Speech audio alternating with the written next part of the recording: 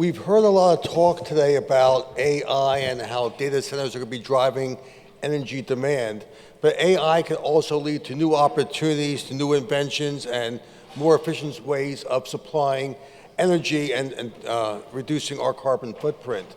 The one thing I do know about AI is that we need to know a lot more about AI, so thankfully we have a panel of experts coming up, so I welcome up the panel. All right, we're the last panel. Whoa, that seems a little loud. We're the last panel of the day. It's been a long day and an informative day, but we're so glad so many of you are here talking about an issue that, I don't know about you, but I am hearing about data centers and AI almost every hour of every day at this point. I'm Grace Power. I'm General Counsel and EVP of Government Affairs for Solar Landscape. Thought we would try to have a conversation today with the panel. I'm going to ask each person to introduce themselves, give a little tidbit about their interest, specifically, on AI and how it impacts their professional lives each day, and then get into some questions that we prepared. Great. Good afternoon, everyone. My name is Diana Rodriguez. I lead Sustainability Public Policy for Amazon Web Services. And the topic of today's conversation is something that I spend most days thinking about in my capacity working with policymakers at the federal and state level and thinking about our sustainability commitments, but also the real need to meet the increasing energy demand brought on by our customers, transition to the cloud, but also the increase of AI. So happy to be with you all today. Good afternoon. I guess it's early evening, really. My name is Steve Cowley. I'm the director of the Princeton Plasma Physics Lab, which is along Route 1, just outside Princeton. It's one of the 17 national labs and managed for the Department of Energy by Princeton University. We were the first place to do any serious amount of fusion energy in 1994. We made 10 megawatts of fusion energy in a device in our lab. And we are really the home of plasma physics in the United States and the fusion program in the United States. This morning, I had visits from two Senate staffs, Senator Booker's staff, Senator Heinrich's staff, to talk about AI to accelerate the fusion program forward in time. There's tremendous interest in AI for science, and it's been helped a lot by the fact that the Nobel Prizes in chemistry and physics this year have both been awarded for AI. The physics prize went to Jeff Hinton for the fundamental algorithm that allows us to optimize extremely fast. And John Hopfield, who was a professor at Princeton, went away when I was a graduate student at Princeton, and so I didn't get taught by him. And then he's back at Princeton these days for the early neural networks, which are the power behind ChatGPT, etc. at that time. So it was the fundamental work. But more interesting in some ways is the Chemistry Nobel Prize this year, which is going to Demis Hassabis, John Jumper, and David Baker. This is for solving the protein folding problem. Inside your body are all these folded proteins, and the way they fold determines their functionality inside your body. And when, 20 years ago, people said, oh, that's an impossible problem because there's far too many combinations of folding that you can do. But this group of people, Demis and his team at DeepMind in London, and David Baker, who headed the team collecting all the data from all the national lab synchrotrons, Brookhaven, Lawrence Berkeley Lab, Argonne National Lab, where they had measured the structures of proteins. And they taught the AI to learn from this and predict the structure of folded proteins. This is incredibly important for medical science, etc. It only happened in the last decade. Normally Nobel Prizes happen sort of 50 years after the event, but this one happened that quickly. And it just shows that AI is actually able to solve problems we're not able to solve. Mm-hmm. So our interest in our lab is can we get AI to accelerate the development of fusion energy? Because fusion energy is really the perfect way to make energy, except one thing, we really don't know how to do it yet. Apart from that, it's perfect.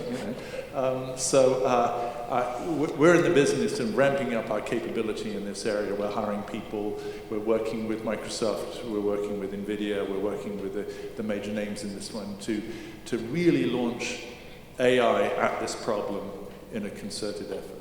Sorry, I said too much already. No, that's good. Thanks, Steve. Minjie Chen. I'm an associate professor of electrical and computer engineering at Princeton University next to Princeton Plasma Physics Lab. I work in the area of power electronics. Power electronics is an area where we build electronic circuits to manage electrical power from low power devices like portable devices or biomedical applications where everything needs a battery to high power systems like grids, renewable energy systems and EV chargers. So the reason why I'm here is because recently my lab has been focusing on an area called power for AI and AI for power. So like two coins on both sides. On the power for AI is, the modern accelerators or NVIDIA GPUs takes a lot of power, and every transistor is power hungry. So how do you really supply power to every transistor? You have billions of transistors, then you really basically have a power system on a chip. And then if you go up a level, data centers, you have thousands of chips or millions of chips sitting next to each other, and you have to pull power all the way from the grid. And how does the grid handle all these challenges? So there are a lot of engineering challenges, science challenges, and materials needed to make sure we can supply enough power to future chips. And for flip coin, now we have a lot of computational power, and now how do we leverage the ones in artificial intelligence and machine learning to help us to solve energy problems? For example, if we do have an electric grid with more than 50% renewable energy, how do we control it? How do we dynamically change the power flow if there are climate disasters or there are accidents or events happening? So how do we coordinate all the electric vehicles and build a transportation system that is more sustainable and at the same time more energy efficient? So that's where sort of AI can really help us. So really AI is burning a lot of power, but on the other hand can help us to save a lot of electricity. So that's sort of what I do in my lab. Great, thank you. The stated purpose of the panel is to talk about how AI can help change the energy world and how it's already making an impact.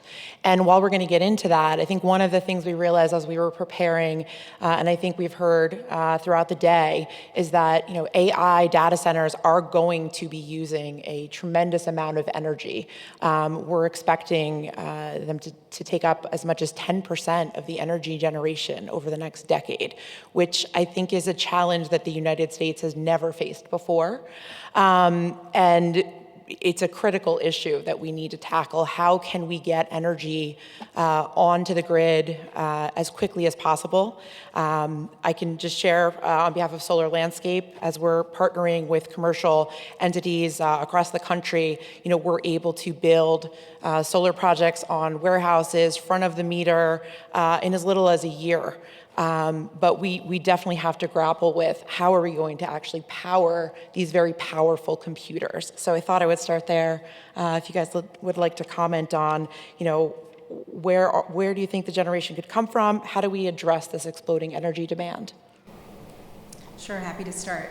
And yes, this is a topic that's come up and come throughout the course of the day, and it comes up daily in the press and most of our meetings as well. But I think from our approach, from an AWS perspective, I think it all starts with efficiency, thinking about kind of how we drive the efficiency of our own operations, knowing that yes, load demand is increasing, brought on by kind of data center load growth as well as AI, but also the increased electrification of society as a whole. And over the past couple of years, I think there's been a strong effort on behalf of our industry to share load forecasts, which has led to a realization that, yes, demand is increasing. But for some time, we've been undergoing a number of efforts internally, yes, to increase the efficiency, but also to focus on the dual objective of meeting our set objective to be net zero by 2040.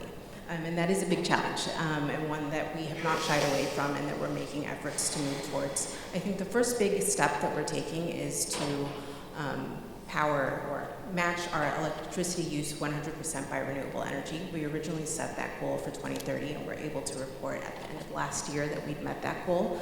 And that is something that we continue to do. We have invested in over 500 renewable energy projects, both wind and solar, and that number keeps on increasing, and we will continue to invest in that space. But we recognize that with increased load growth, we need to think about other forms of carbon-free energy, and we've begun to do so and continue to look for new opportunities. I think I'm happy to be on this panel because I think there's a lot of research that needs to go into this space, and that there's a strong partnership between the private sector, academia, but also the startup community to think about new technologies that can help us deliver more power in the existing grid. That points to the need to modernize the grid. And part of the challenge that comes with increased load growth is also an opportunity where you have policymaker interest in thinking about strategies to modernize an outdated grid. That those of us in this room that have been focused on energy for many years have been looking for that policy interest and true commitment to drive some action in that space. So we're optimistic that we can work with the policymaker community to look for some real changes, some increased efficiencies on how to modernize and kind of speed permitting. And there are a number of use cases that we have as that we've worked with kind of the government and others in the industry to think through how we can increase those efficiencies. Thinking midterm and even in the short term, we are continuously looking for ways to increase the efficiency of our data centers and the chips that go into our AI. And we're optimistic because of progress that we've made to date that these increases in efficiency will help reduce the amount of energy that ultimately will be necessary to continue to power our data centers, and that innovations in AI in the future will be less energy intensive. But to our own operations, and I think this hinges on something that was talked about earlier today, there are a number of efforts that we're undergoing internally to reduce the carbon emissions of not only the chips that go into our data centers and how we build our data centers using lower carbon concrete, alternate forms of steel that are less carbon intensive. So I think it's the full 360 picture of doing what we can do to decarbonizing the grids that we're in, making investments alongside our utility partners to ensure that the costs that will go into increasing the capacity are not borne by ratepayers, but that we are making investments alongside utilities, but doing the work internally to increase the efficiency. So I'll stop. Great. I've never been in a space quite like where we are right now. I was just down in Washington, the Special Competitive Studies Project, which is a sort of think tank that Eric Schmidt funds, had a day meeting on AI and energy, and the talk about the expansion of the grid and the expansion of the need for firm power that stays on all the time, was just phenomenal. And because I think the tech companies believe, and they're spending trillions of dollars behind this belief, that there's all to play for here. The whole monetarization of, your search engine, etc., is going to change. Because you're not clicking on many things, you're clicking on one thing to get that ChatGPT outlet that tells you the answer, rather than you searching around. It changes the whole dynamic of the way you interact with your computer. And so there are a number of companies who want to be the supplier of that, right? And so it's all to play for, and the game is in the next few years. It's not 25 years from now, which you normally plan on I used to run the Atomic Energy Authority in Britain, and that's the kind of scale we were planning on, new generation, etc. So you see things like, unit number 1 and 3 Mile Island, basically Microsoft wants that power, 800 megawatts, delivered to a data center. It's interesting that it's not so much distributed power, because we'll put the data centers where the power is, right? So it's a bit like the way we had a nuclear power station in the UK that was next to an aluminium smelting plant, because that's what you basically did with all the electricity that came out of that power. This is going to be the same thing, right? So the sort of, it's not desperation, it's opportunity, but this has to happen in the next few years, and the demand for power is just going to go skyrocketing. This is why, for instance, we're back in nuclear power in a big way. Somebody earlier was talking about small modular reactors. We're still yet to deploy a small modular reactor in earnest, and there's been a lot of activity in the small modular reactor business that sort of started and then stopped and started and stopped. I believe it's going to drive right through all of that in the next few years, because nuclear power is perfect for a data center. It's on all the time. The data center's on all the time. The demand's on all the time. It's just the way we're going to go. So it's a pretty heady time in the energy business. I want to say one thing about what Diana said, which is we're doing a whole bunch of work. And Minjie's very involved in this too, which is to drive down the power consumption per unit logic, as it were, on these chips. Right? And so we have a big proposal in at the moment, because plasmas are 46% of the steps in making chips. And the US dominates the market in the tools that go into the fabs to make chips. And those tools are plasma tools. And so we're working with all those companies in order to make those tools better. If we can make the chips smaller, the feature sizes smaller, and reduce the energy consumption of the chip, that will be a way to mitigate what's going to be this feeding frenzy on power at this time. Sorry, again, I talked too much. Look, Diana and Stephen have covered a lot of great insights. I just want to add that there's two folds of solution. One is keep doing what we're doing. So if we, in the past, computing, a boom of computing has been there for 40 years maybe. Like if we use the computers we built 20 years ago to do computing we do now, we probably have to burn 1,000 times more energy.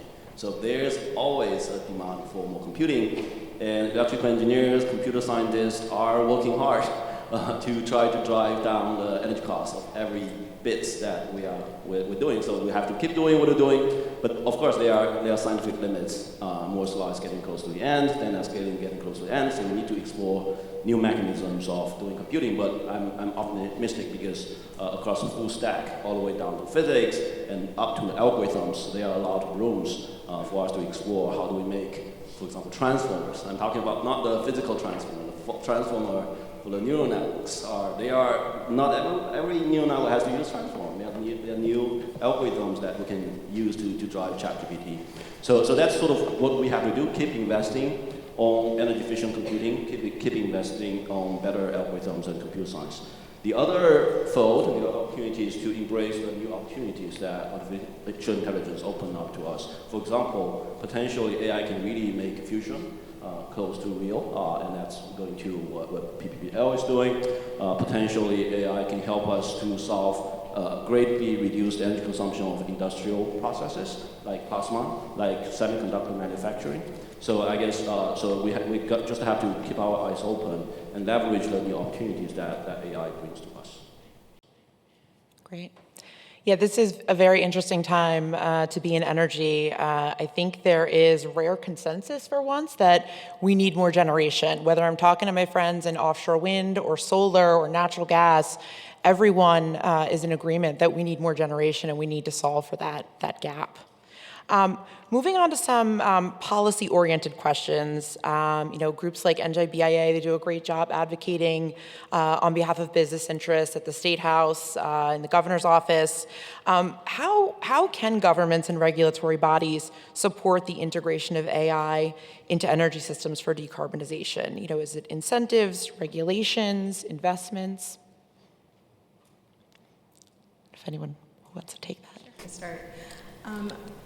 I think it's still early days, but yes, there are a number of conversations happening in that space, and a number of use cases of whether it's kind of regulatory agencies looking at the opportunity of AI to increase internal efficiencies, or energy utilities themselves who have leveraged an AWS AI product to increase efficiency.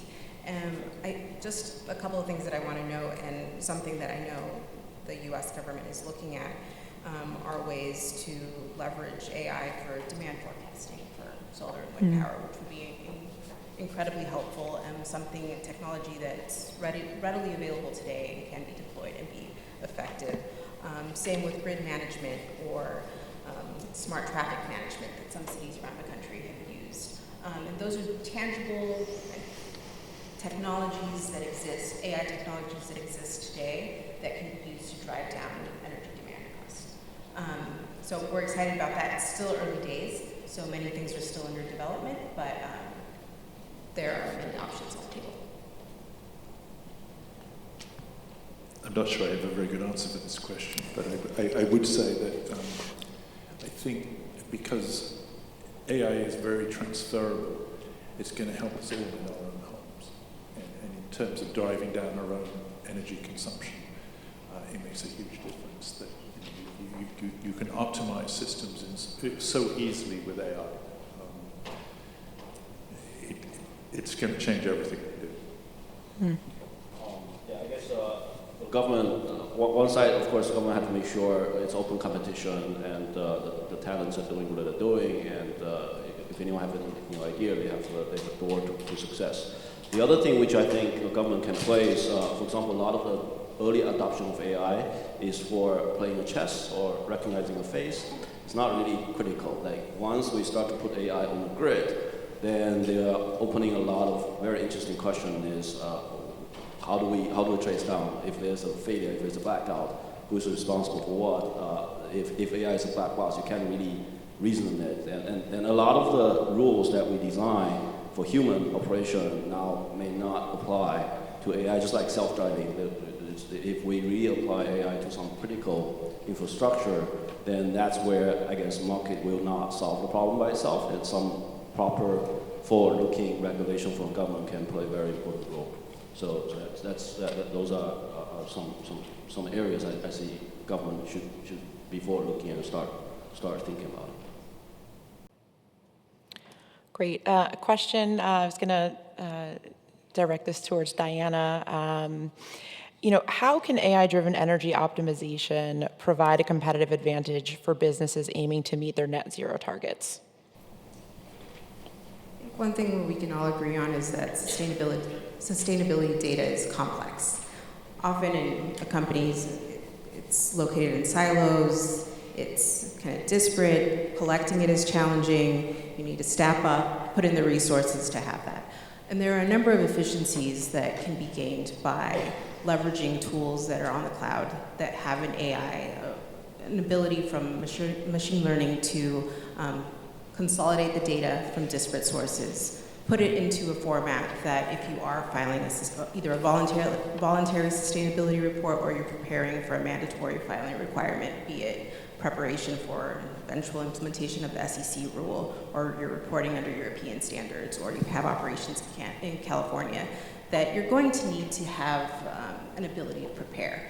I think leveraging an AI technology that allows you to consolidate that data and prepare to report on your sustainability metrics will make you more competitive as a company, but will also enable you to have visibility and efficiencies that you can make within your own operations because you have access to all that data.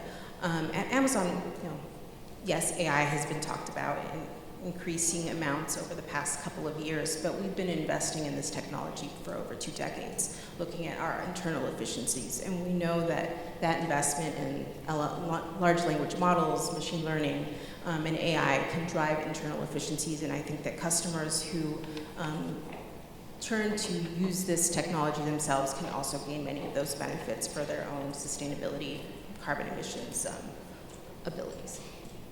Yeah. So there was I was fascinated actually by the gentleman from Hacks talking about some of the robotic technologies that are coming in, because what was interesting is that robotics is coming into the construction site in a big way. And if you look at what we've got to do in decarbonising the American energy system, there's a huge amount of infrastructure that has to go in, whether it be wind farms, whether it be transmission lines, whether it be nuclear power stations. Nuclear power stations, construction of them in this country is far less efficient and cheap than it is in China, and that's labor costs and on-site labor costs. And robotics on a construction site is much more complicated than on a production line. On a production line, the robot for years has just been doing this and screwing something in and moving back, and the part is exactly in front of it. All the development now with AI is the intelligent system that can recognize that the part is not quite at the right angle, it's not quite in the right place, it's just like this thing, and this allows robotics to influence the construction site. I think that this is one of the ways in which AI has come in just in time to help us with the infrastructure challenges that we're moving forward, and that's going to be a big part of the decarbonisation challenge. We talk about small modular reactors because we want to make the reactor in a factory where we can use modern manufacturing techniques. I think it's more profound that modern manufacturing techniques are actually coming to the construction site. And so I was fascinated by the discussion earlier. I guess corporate decarbonization, a lot of topics we talked about today is about electrification, meaning we are switching from fossil fuel to mostly electricity. Most of our energy consuming our daily lives or in our manufacturing are electricity. This actually represents a great opportunity because now everything becomes more accountable. Instead of counting how much energy comes from where, and the prices is fluctuating, and the carbon emission, you have different ways of calculating that. Everything now becomes kilowatt hours. So I guess in terms of corporate, this is a great opportunity. Electrification actually brings up a great opportunity for us to do better accounting on emission and really bring up life cycle analysis, not just looking at how much energy you use when you make it, but really the life cycle emissions that a product, for example, electric vehicle or AI accelerator or computers or data centers. So really make the carbon accounting rigorous because everything now uses electricity. Can I add just one point, Grace? Sure. I think say you're a customer who is utilizing that, say it's AWS, I think by comparison to operating an on-premises kind of data server, there are a number of efficiencies that can be leveraged by utilizing the scale of a cloud provider. But one of the tools that is handy for a customer as well, and we have one, I know other companies do as well, is our carbon footprint tool, which allows a customer to look at the carbon footprint of all of their operations that are on the cloud in real time and make adjustments as necessary, whether that's moving it or making an adjustment to limit the amount of energy. But I think it's those types of enablements that are kind of visualized for a customer, and be that any corporate customer, that will really be helpful in having a customer be able to limit and minimize their carbon emissions. Great. One of the questions I think that a lot of people in the audience may have is, speaking a little bit to what you just talked about, Diana, how can businesses start taking advantage of AI? Where can they get started if they want to integrate this into their business? Yeah. So I think I touched a bit on that, but one point that I did want to talk to is kind of the investment and the partnership with scale-ups and other tech firms who are looking at and building a lot of developments in the clean energy space. Two initiatives that we have are one funded through the Climate Pledge Fund that we are kind of co-founding members of, which puts together $2 billion of seed capital to help innovators who are actively looking for new technologies that leverage AI or others to help bring new technologies that will help us as a company, but ultimately all of those in the economy who are looking to incorporate new technologies into their operations.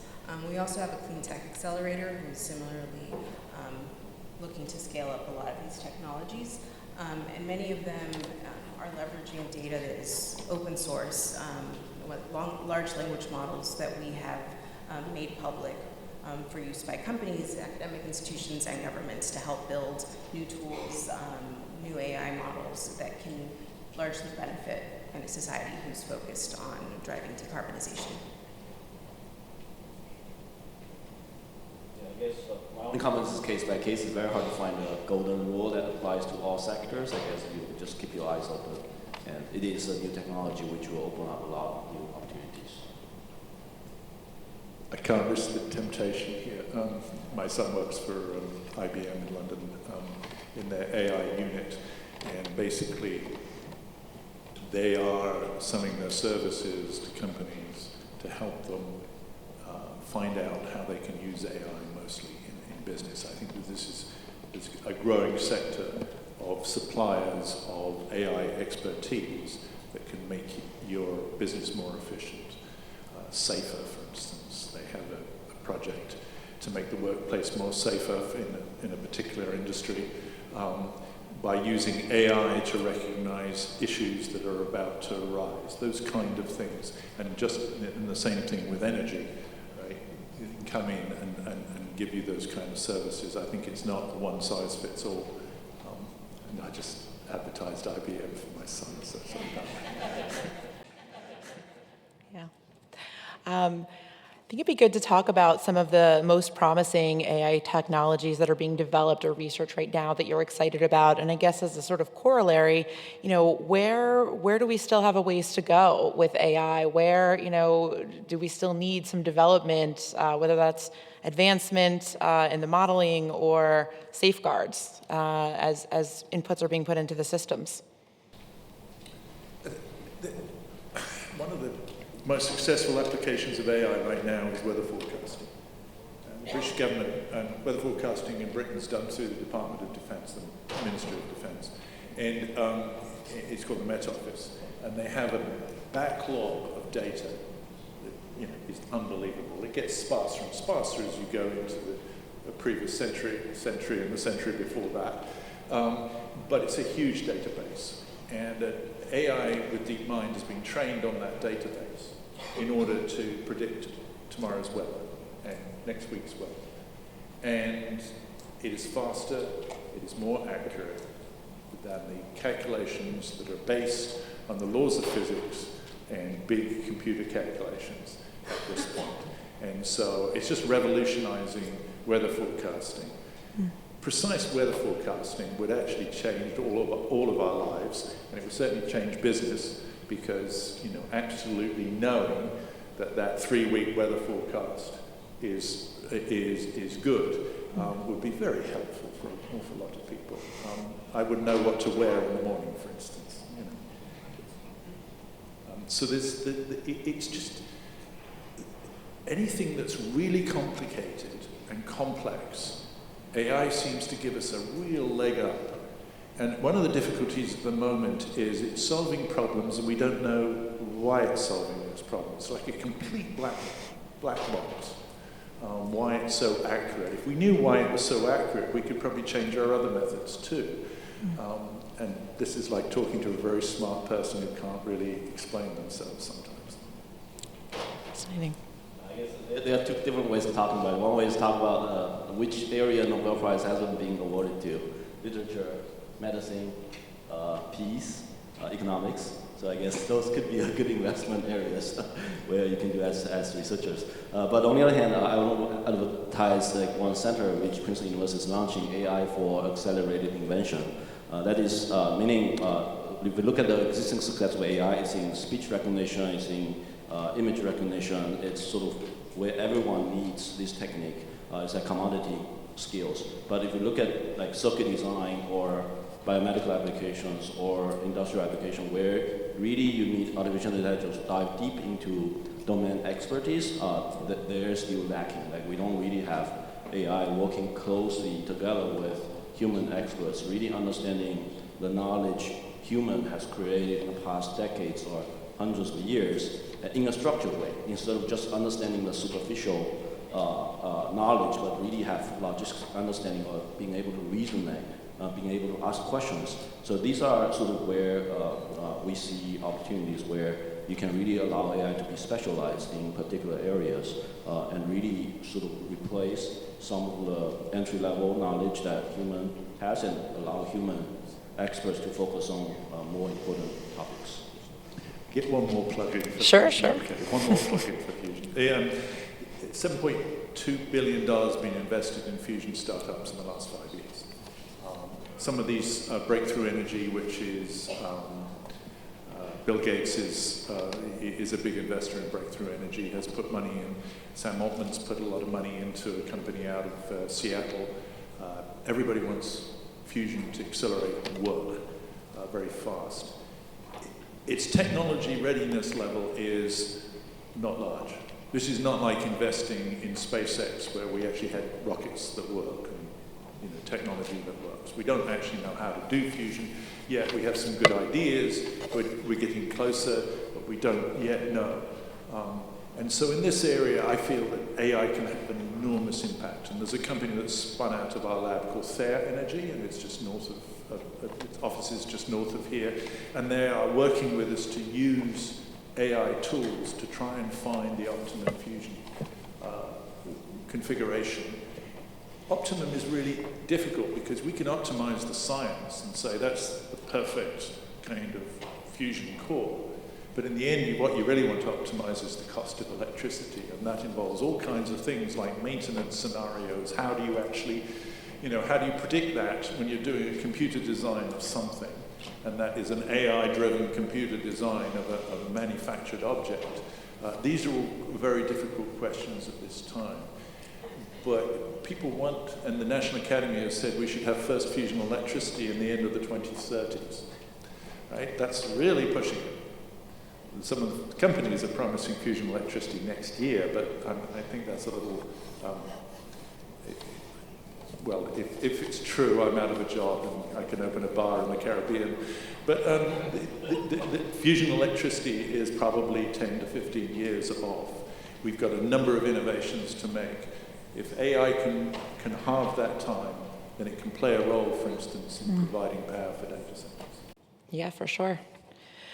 Diana, you touched on the fact that Amazon and many other, especially large companies, have very significant renewable energy goals. Obviously, one of the challenges of renewable energy sources is intermittency. The wind doesn't blow, the sun doesn't shine, it's nighttime, and batteries still have a ways to go. Do you all see a way that AI could help optimize the integration of renewable energies sources? Again, I think no matter where you kind of stand on some of these issues, the fact remains that we do need more generation. So, does AI have a role to play there? Certainly. It does. And I think there's been an effort to think through how you can monitor it. I think some of what you addressed in a moment ago in terms of weather forecasting and understanding when you're powering a wind turbine and when to kind of pivot to an alternative form of energy is something that's being looked at. There are also kind of through GETS, kind of unrelated to this, but other technologies that can be leveraged to get more out of the existing grid that we're supporting and looking at in terms of how do we get to meet the demand of energy that is emerging, thinking about the current constraints, and that's also something that we're pushing towards. Great. I want to elaborate a little bit on the challenge I sort of just mentioned and sometimes overlooked is we still don't know how to operate a grid with more than 50% renewable energy. Just like self-driving car, if you have 10% self-driving car, probably traffic is fine. The most difficult time is when 50% of the car is driven by AI and 50% is driven by human, and you don't know which other side is behaving in which way. Similar for the grid, if we have a large percentage of renewable energy, the wind turbines and the solar farms can fight with each other, and the grid can oscillate. And as electrical engineers, we still don't know how to do it because the system is so complicated and it's so distributed. In the past, we have centralized power generation, and mostly we know where the power flow is going. But in the future, we do have a lot of distributed renewable energy, and we have EV chargers everywhere, and we don't know where the power flow is going. It's a very complicated problem, and we don't have physical models to solve it. And artificial intelligence is one way of allowing us to really have distributed intelligence, which every generation and demand is sort of responding itself to help to stabilize the grid. That's one biggest challenge if we're really heading towards a fully renewable power system. So, I don't know, about 15 years ago, I was advising the Prime Minister in Britain, and we were, building up the wind turbines off the west coast of Britain and the Atlantic Shelf. And at the same time, people are introducing all kinds of smart devices into their houses, their refrigerator and things like this, in order to load balance. And the grid officials were getting more and more worried about this, because sort of micro grid balancing and micro management of this could have some kind of a nonlinear effect. And those of us who are sort of mathematical people understand that you get enough complexity in this. If everything starts to switch on and off in unison, everything could go really crazy. And so part of the thing here is to have global models of what's happening and understand what's doing it and controls on everything. And this is going to become increasingly important, because one of the ways of load balancing is to switch off demand at certain times on things that can store their demand, your refrigerator, these kind of things. But if you just have independent systems that just do it at their own whim on some logical basis, they can lock in and do it all at once. So this brought up something that I'm very interested in, which we haven't done yet, but is getting there, is sort of integrating all these global and national systems. You have your road infrastructure, you have your water infrastructure, you have your gas, you have your electricity, you have all these things.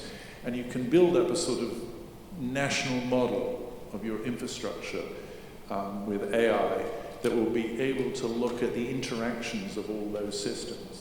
And then shock events. In Britain, you wouldn't think this was a shock, but it turns out the biggest electrical demand happens at half-time, cup final at Wembley, right? Everybody goes to put on the kettle for a cup of tea.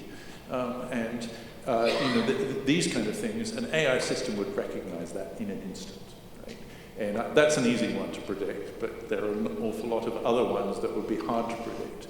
And then, where you've got all this distributed demand and distributed things, you can sort of put controls on it.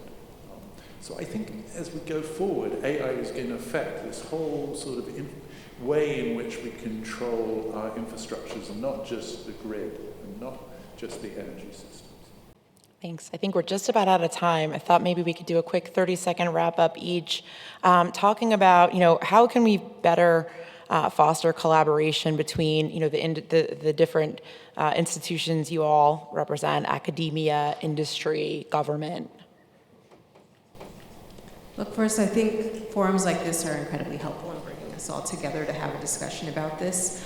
I think from our perspective, sustainable solutions are powered on data. That is the lifeblood of the data center and housing everything there. AI is built upon data. Our academic institutions also rely on large data sets to generate kind of new research and emerging thought in this space. So I think kind of fostering that cross-pollination can also help us to provide innovative solutions to government who are also looking to tackle these challenges. So I think it's part of the partnership in thinking through these complex issues. There's an awful lot of discussion needing to be had. Yeah. I guess one of the facts which is sometimes is already mentioned is like right now universities don't have sufficient access to computing power. There's a lot of the real AI efforts is done by companies like Amazon or Google or Meta, where they need a lot of resources. It's not like if you have an idea, you can't compete in this area. So I guess one thing which is very important is to encourage like collaborative efforts, encourage resources sharing. So AI is really opening great opportunities, but also needs a lot of collaboration between academia and industry, because not everyone can afford super expensive training anymore. I mean, it's amazing how accessible doing AI is now. You've got kids in high school writing AI programs. The ideas, in some sense, are rather simple. You want to find the bottom of the valley. That you're optimizing some system, and you put on a figure of merit, and you just descend. We call it gradient descent. It's called stochastic gradient descent, because if you try going straight down the hill, you don't go up. You can sometimes miss the bottom. So you do these things. Your children should learn about AI, and one day they'll be telling you how to do it. Great. Well, in wrapping up, I just want to share a quick anecdote that as we were preparing for this panel and thinking about what we wanted to discuss, I decided to just in real time run the panelists' names and also the description of the panel into ChatGPT. And within about 30 seconds, it spit out about 15 questions, perfectly tailored. And those questions were what we use today, which is kind of wild. But thank you so much, Ray, Michelle, and the NJBAA. Appreciate it.